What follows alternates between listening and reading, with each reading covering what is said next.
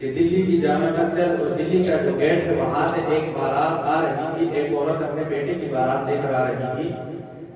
تو ایک جگہ جب میں غفیر جمع ہوا تھا تو جس وقت اس نے دیکھا بہت سارے لوگ یہاں پر جمع ہیں، معلوم کرنے پر پتہ چلا کہ یہ وہ لوگ ہیں جو آپ علیہ السلام کے ختم نبوت کے لیے پہرا دے رہے ہیں اور مقابلے میں کافر ہیں، انگریز ہیں جو ان پر گولیاں برسا رہے ہیں۔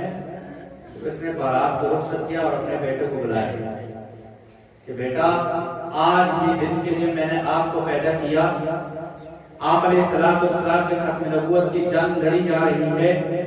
آپ یہاں جاؤ، اپنا سینہ سامنے پیش کرو، کفار کے سامنے، انگریز کے سامنے، اور کہو کہ میں آپ علیہ السلام کی ذات پر اپنی جان نچھاور کرنے کے لیے تیار ہوں۔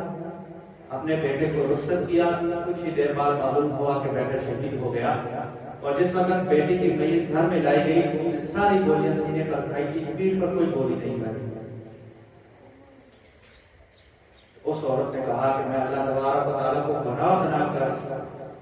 یہ بات بتانا چاہتی ہوں کہ میں نے حضور نبی کریم صلی اللہ علیہ وسلم کے ختم نبوت پر اپنے بیٹے کی جان کو قربان کیا، اور کل قیامت کے دن میں اپنے بیٹے کی شادی جنت میں کروں گی، حضور نبی کریم صلی اللہ علیہ وسلم کو اس شادی میں دعوت بھی دوں گی۔ کتنا بڑا ایمان تھا اس عورت کا